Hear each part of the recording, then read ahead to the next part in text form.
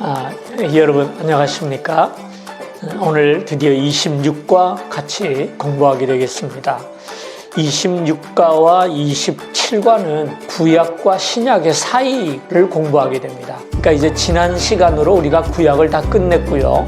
신약을 들어가기 전에 2시간을 좀 그 중간 시대로 이렇게 공부를 하게 됩니다.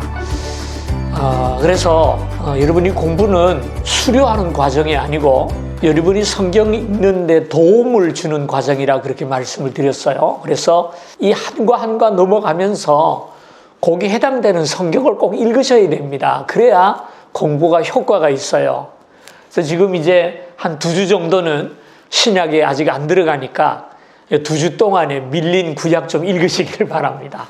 읽고 신약을 들어갈 때는 마태복음부터 또 읽기를 시작하면 좋을 것 같네요.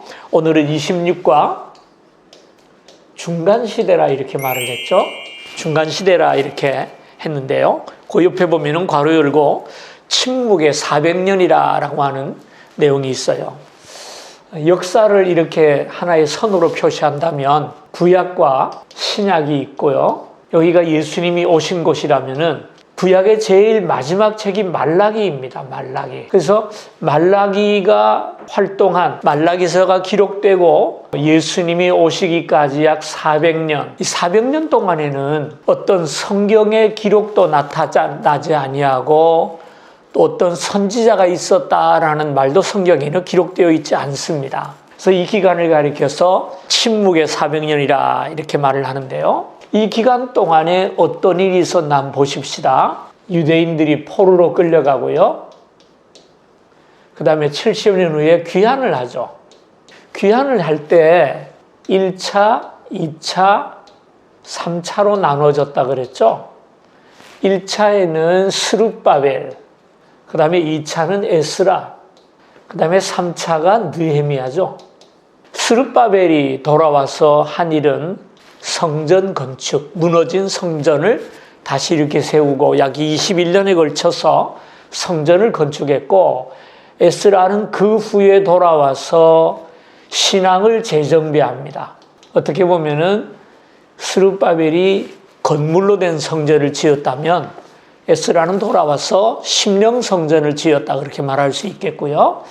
그럼 느헤미야가 와서는 성벽을 건축합니다. 그렇게 해서 나라를 견고하게 하는 그런 일이 이제 일어나게 됩니다. 그리고 나서 이제 약 400년 동안 공백기가 있은 다음에 예수님이 오셨거든요. 근데 이 기간에 돌아와서 유대 땅 여기입니다.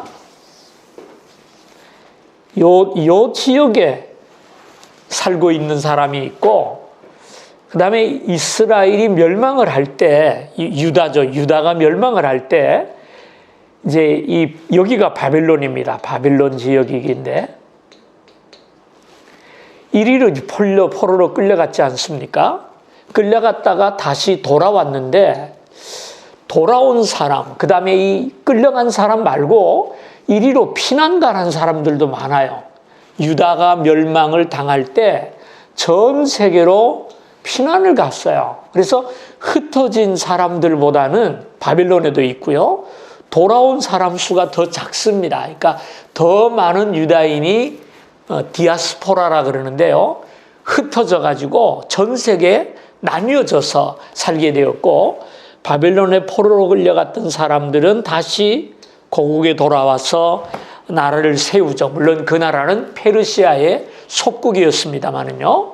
요 기간 동안에 이 세계 정세가 엄청난 변화를 가지고 오게 됩니다. 이 지역이 이제 그 당시 세계입니다. 이스라엘 땅이 유다가 여기 살았다면 여기가 이제 바벨론 지역, 그 다음에 여기가 아수르 지역, 유다가 망하기 전에 모습이죠. 그 다음에 여기가 애굽이죠. 이렇게 그 당시에 강대국이었어요. 유다가 바벨론의 포로로 끌려가게 되었을 때 이 바벨론이 정세가 변해가지고 바벨론이 망하고 페르시아가 세워집니다. 그리고 그 페르시아에 의해서 유대인들이 고국으로 돌아오게 됩니다. 그래서 이 기간 동안에 이제 제일 먼저 북이스라엘이 멸망당한 나라가 아수르입니다. 아수르는 요 이스라엘 북쪽에 위치했던 나라이거든요. 그 아수르가 그 당시 세계 패권을 잡고 있었어요. 그 지도를 좀 보겠습니다. 자, 여기 보면은 여기가 이스라엘 아닙니까? 유다 땅. 여기 갈릴리고 사해고 여기인데 아수르 제국이 에집트를 삼키고 바벨로니아 강과 티그리스 강을 완전히 섭렵하는 이 지역을 아수르 제국이 삼키고 있었어요. 그 다음에 아수르 제국이 바벨론에 무너지게 되었는데 바벨론 제국의 크기를 좀 볼까요? 바벨론 제국을 보면 여기가 지금 유다 나라네요. 여기에 에집트는 아마 바벨론과 대적했던 것 같아요. 아수르가 멸망하면서 에집트는 나라를 찾은 것 같은데 여기서 보다시피 바벨론 제국은 이 북쪽 지역에 그러니까 옛날에 아수르가 점령했던 보다도 나라보다 더 컸죠. 다 컸죠. 그리고 이 바벨론 제국의 중심은 바로 이 지역입니다. 지금으로 말하면은 이라크의 중심이 바로 여기입니다. 그 다음에 바벨론 제국이 페르시아에게 무너졌다 그랬는데요. 페르시아가 가장 강대한 제국이었습니다. 저기 보면은 여기가 터키거든요. 터키로부터 시작해서 에집트, 그 다음에 여기 아시아 인도 이르기까지 전 지역을 다스렸어요. 그러니까 페르시아 제국에 바빌론에 끌려와 있던 유대인들이 몇 사람 되지도 않는 거 돌려보낸다고 해서 페르시아가 눈도 깜짝할 상황은 아니죠. 그래서 돌려보낸 거죠. 그 다음에 페르시아 제국이 헬라에 망합니다. 유다가 고국으로 돌아간 지 얼마 후에 페르시아 제국이 그리스, 헬라라고 하죠.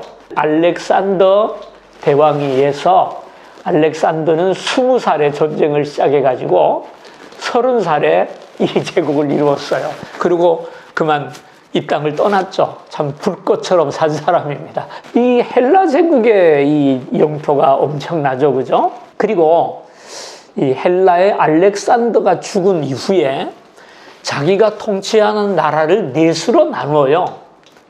넷으로 나누어서 자기가 죽으면서 자기 휘하에 있던 장군들에게 나누어 줍니다. 그 나누어진 나라 가운데 가장 강력했던 나라가 에집트입니다. 여기는 프톨레미, 이 당시에는 시리아였습니다. 그래서 이제 유다 나라가 프톨레미 왕국 휘하에 들어가게 됩니다. 그리고 나서 이 프톨레미 왕국이 시리아와는 같은 장군이었지만 시간이 지나면서 서로 전쟁을 하게 되면서 나중에는 시리아가 또 여기를 다 이렇게 정복하고 통치하게 되고요. 이 시리아가 통치하면서 유대인들을 굉장히 학대를 했습니다. 너무 힘들게 하고 학대를 하니까 유대인들이 반란을 일으켜가지고 독립전쟁을 합니다. 그래서 시리아가 약해진 틈에 저기 로마가 발흥하면서 로마가 커가면서 시리아가 힘을 잃는 틈을 타가지고 유다 나라가 독립운동을 하는데 그때 일어난 사람이 마카비라는 사람이 마카비우스라는 사람이 약 BC 150년경에 독립운동을 일으켜서 잠시 150년 정도의 독립기간을 가지게 됩니다. 그러다가 다시 이제 로마의 멸망을 당하게 되죠. 로마 제국은 이제 지중해를 중심으로 유럽 지역을 여기는 아예 내버려 두고 이 해안과 헬라가 그리스입니다. 터키, 그 다음에 로마 제국은 여기죠, 그죠? 여기가 로마죠. 이렇게 하면서 이 지중해 연안의 국가들을 다 다스린 나라가 로마입니다. 그리고 로마 제국이 이 지역을 통치한 기간이 약 BC 63년부터 이 지역을 통치하게 되고요. 그리고 예수님이 기원 0년에 오시게 되죠. 그때 예수님이 이제 태어나셨습니다. 그래서 지도를 잠깐 우리가 보았는데요. 다시 교재로 돌아가겠습니다. 3번을 보면 정치적인 배경이 나오죠. 말라기와 마태 사이의 400년 역사는 6시대로 나눠지는데요. 페르시아, 바사라 성격에서는 얘기하고 헬라, 애굽, 시리아, 마카비, 로마 아까 제가 설명을 드렸습니다. 각 나라의 특징을 말씀을 드리면 바사 제국은 헬라 왕국의 알렉산더에게 무너지기 전까지 약 기원전 333년까지 이 전체 지역을 통치했던 나라입니다. 이 페르시아 통치 시기에 유대인들은 고향으로 돌아와서 성전을 짓고 성벽을 세우고 나라를 세우게 되었는데요. 그 기간에 신약을 공부할 때 꼭 알아야 될 사건이 하나 있어요. 그게 뭐냐면 전에 말씀을 드린 대로 유대 나라가 이렇게 생겼다면 나라가 솔로몬 이후에 분단이 됐죠. 북이스라엘과 남유다로 나뉘어졌는데 북이스라엘은 아수르에 722년에 멸망을 당합니다. 그리고 남유다는 586년인가 3년인가 이때 바벨론이 멸망을 당하죠. 그 기간 동안에 이 아수르 제국은 이스라엘 사람들을 자기들이 점령한 모든 지역에 흩어버렸어요. 흩어버리고 아수르의 지역에 있는 다른 나라 사람들 여기 와서 살게를 만든 겁니다. 그랬더니 이 북이스라엘 사람들은 그만 아브라함의 순수한 혈통을 잃어버리고 혼혈이 돼버리고 말았어요. 다시 말해서 다문화 사회가 돼버렸단 말이죠. 그리고 남유다는 멸망을 당해서 포바빌론에 가서 모여 살았어요. 바벨론의 정책상 모여 살다가 그 사람들이 고스란히 돌아오니까 이 사람들에게는 자존심이 있어요. 비록 포로로 끌려갔다 왔다 할지라도 우리는 아브라함의 피를 더럽히지 않았다라는 자존심이 있어요. 그래서 돌아와가지고 나라를 세우면서 북이스라엘 사람들하고 상대를 안 하는 겁니다. 이 북이스라엘의 수도가 사마리아였어요.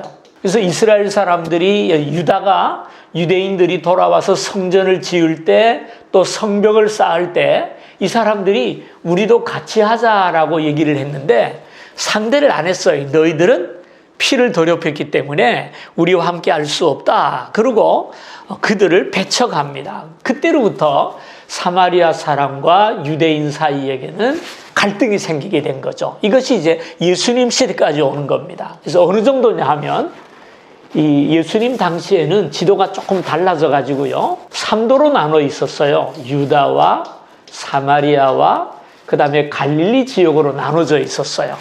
그런데 유대인들이 갈릴리 사람들하고는 사귀면서 사마리아 사람들하고는 안 사귀는 겁니다. 그래서 심지어 유대인들이 갈릴리로 갈 때는 이리 가면 빠른데 배를 타고 가든지 아니면은 요단을 건너서 다시 요단을 건너서 갈릴리로 갈 정도로 그렇게 이제 사이가 안 좋았습니다. 그래서 예수님이 예루살렘에 왔다가 갈릴리로 가면서 이제 사마리아를 지나갔거든요.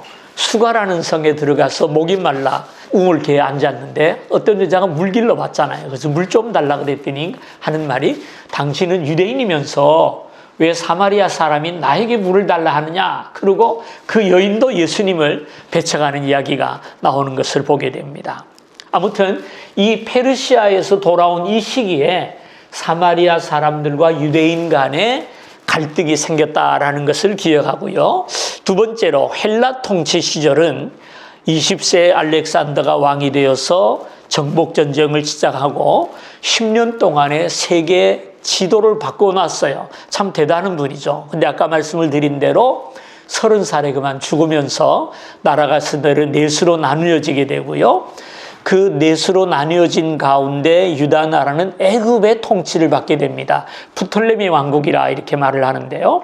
이 프톨레미가 통치하던 시절에 역사적인 사건이 두 가지 일어나게 됩니다. 이 프톨레미는 알렉산더 대왕의 뜻을 잘 받들어 가지고 문화 정책을 많이 사용을 합니다.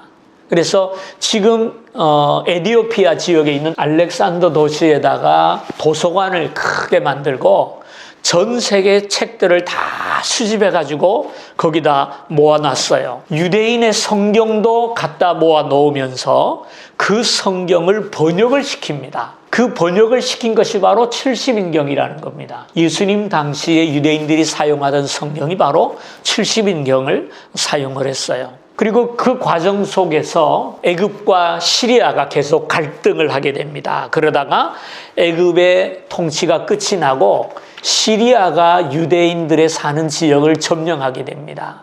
근데 시리아가 들어와서 참 나쁜 짓을 많이 했는데요. 안티오코스 에피파네스라는 사람이 나왔어요. 이 사람의 이름은 뜻은 빛의 아들이라는 그런 뜻을 가지고 있어요. 근데 이 사람이 왕이 된 다음에 이 유다를 통치하면서 이 사람들을 헬라화 시키려고 노력을 많이 합니다. 그래서 신앙을 박해하고 성전도 파괴하고 성전 안에 돼지떼를 몰아 넣어가지고 유대인들이 가장 싫어하는 돼지 피를 흘려서 성전을 더럽히기도 하고요. 백성들을 많이 학살을 합니다. 이때 이 에피파네스가 얼마나 악한 일을 했냐 하면 유대인들에게 할례를 못하게 했어요. 유대인들의 정체성이 뭡니까? 할례인데 아이들에게 할례를 못하게 했어요. 그러면서 군인들이 유대인 동네를 돌아다니다가 아이들이 놀면 데려다가 바지를 벗기는 거예요. 그러면은 할례 한 놈과 할례 안 한 놈이 사이가 날 거 아닙니까? 할례 한 놈을 잡아가지고 집으로 가자 그래서 가서 그 집이 유대인들을 엄마 아빠를 다 죽여버렸어요. 참 무서운 짓을 많이 했죠. 심지어는요, 그 아이의 목을 베가지고 어머니 목에 걸어줬다 그래요. 목걸이처럼. 그러니까 어머니가 미쳐서 죽는 거죠. 그죠? 그런 악한 일을 많이 했어요. 그래서 이 시리아의 그 악행을 견디다 못해서 결국 이제 마카비가 독립운동을 시작하게 됩니다. 그렇게 해서 이 에피파네스 시리아를 쫓아내고 성전을 정결케 하고 그 정결케 된 성전을 하나님 앞에 봉헌합니다. 그래서 그날을 하누카데이라 그러거든요. 봉헌이라는 뜻이더라고요. 봉헌했다. 그래서 성전을 정결케 해서 하나님 앞에 봉헌한 날이 하누카데이입니다. 유대인들이 아주 중요하게 지키고 있는 절기 중에 하나입니다. 그때 이제 그 마카비의 통치가 지속이 되었고 그 요나단이라는 제사장이 마카비의 뒤를 이어서 유다 나라를 통치하게 됩니다. 그러면서 유다 나라가 제사장과 그 다음에 왕권 이것이 통합이 되는 일이 일어납니다.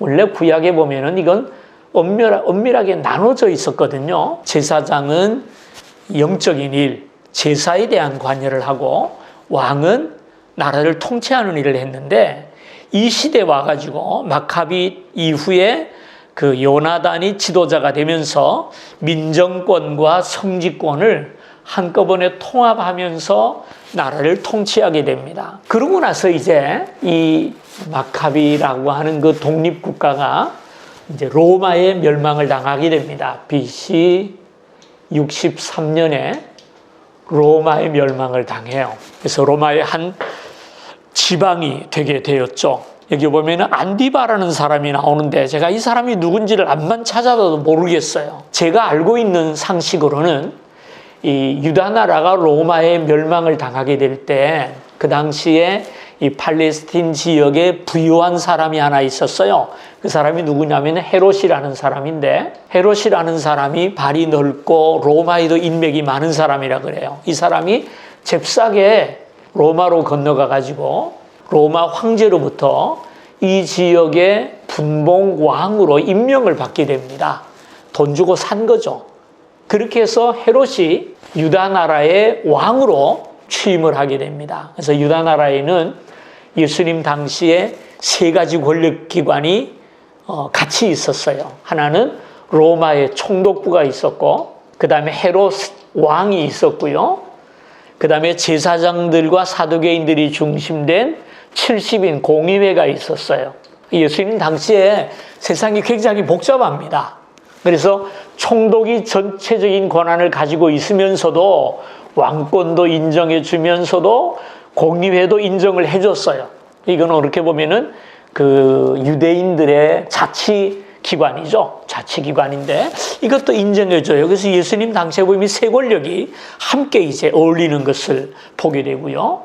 요 외에 이제 또 하나의 더 권력이 있었는데 그게 뭐냐면은 열심당이라고 하는 겁니다. 독립운동가들입니다. 이 세 가지를 다 부인하는 거죠. 그래서 이 헤롯이 돌아와서 왕이 된 사람을 헤롯 대왕이라 이렇게 얘기합니다. 이 사람이 누구냐 하면은 예수님 태어날 때 두 살의 아기를 다 죽인 왕이 바로 이 헤롯 대왕입니다. 그 다음에 나중에 세례 요한을 죽인 헤롯은 헤롯 안디바라 그래가지고요.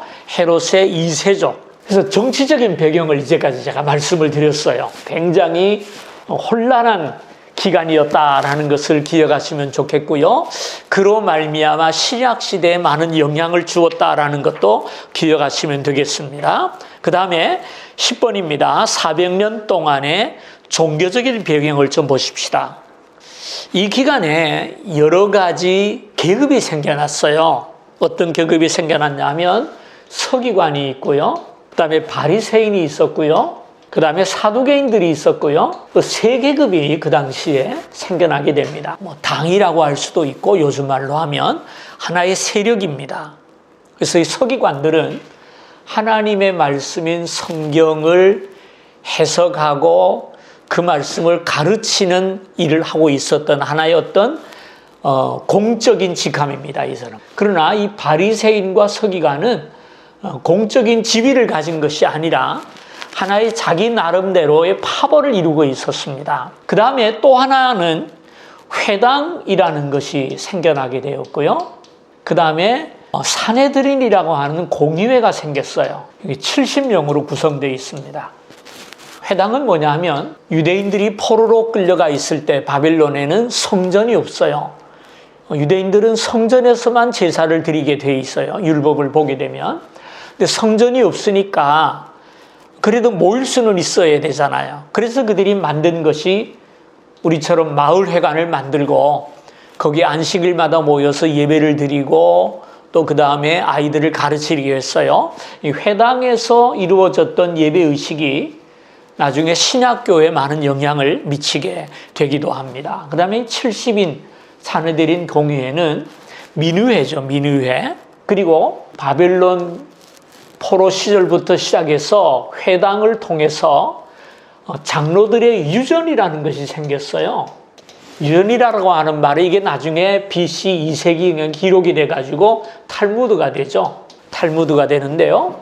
유대인들에게는 굉장히 중요하게 생각했던 율법을 해석하는 책이라 이렇게 불리웠던 겁니다. 유전이 이때가 많이 생겼는데 유전이 율법을 잘못 해석한 것이 많았기 때문에 예수님 당시 예수님이 많이 책망했던 일이기도 합니다. 장로들의 유전을 많이 비난을 하기도 했죠. 11번 봅니다. 바리새인과 서기관들이 있었어요. 바리새인들은 이 율법과 선지서와 그 다음에 유전들을 다 인정을 했는데 그들은 스스로를 이 유전과 율법의 해석자라고 여겼습니다. 그러나 사두개인들은 이 모든 것들을 부정하고 모세 오경만 받아들입니다. 그리고 바리새인들은 천사와 영의 부활을 인정하는 반면에 이 사두개인들은 유물론자들이에요. 영적인 것, 천국, 천사 인정하지를 않고 이들은 제사를 중심으로 했고요.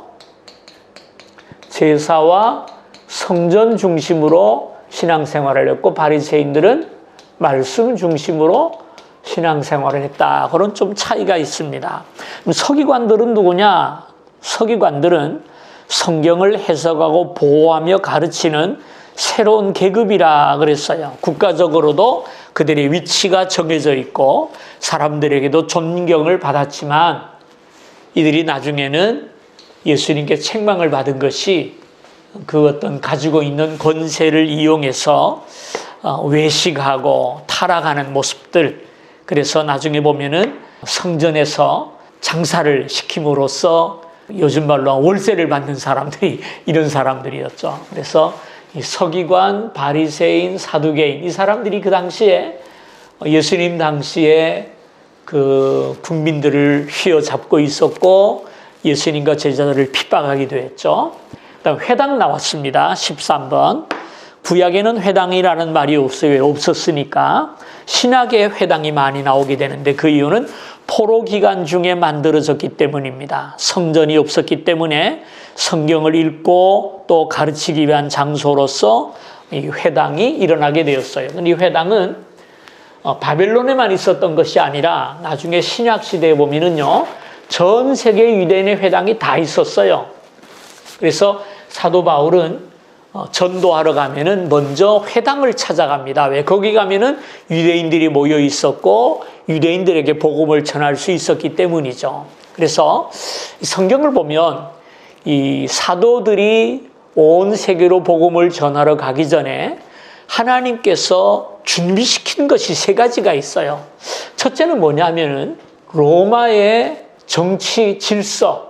그래서 선교사들이 이 복음 전하는 자들이 어디를 가도 안전하게 여행을 할 수 있었던 것. 그것이 하나의 장점이었고요. 두 번째는 헬라의 언어입니다. 알렉산더 제국 대왕의 큰 공헌이 뭐냐면 가는 곳마다 헬라어를 보급하고 헬라어를 사용하게 하는 바람에 전 세계 통용어가 우리가 영어를 쓰듯이 그 당시는 헬라어를 쓸 정도였어요. 그리고 헬라 문명이 굉장히 앞서 있었죠. 그 당시는 철학이라든지 모든 면에서.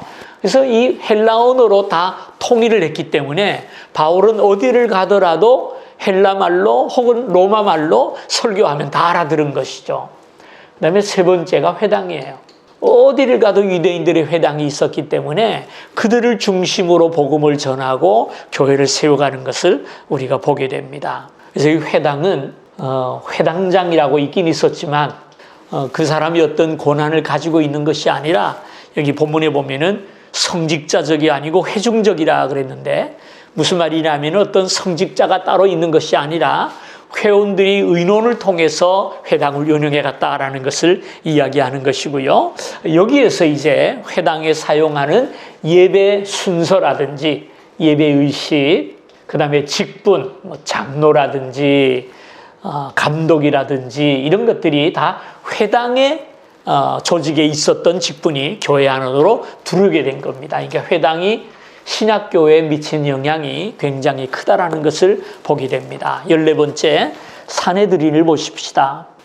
유다의 또 하나의 기관인데 아까 말씀을 드린 대로 로마의 총독부는 로마를 대표하고 헤롯 왕은 왕인데 유대인들은 인정하지를 않았어요. 왜냐하면은 이 헤롯은 에돔 사람입니다. 유대인들이 그렇게 싫어하는 에돔 사람인데 이 헤롯이 로마에 가가지고 손을 잘 비비고 뇌물을 써가지고 왕권을 받아왔기 때문에 왕은 왕인데 왕으로 인정을 안 하는 거예요.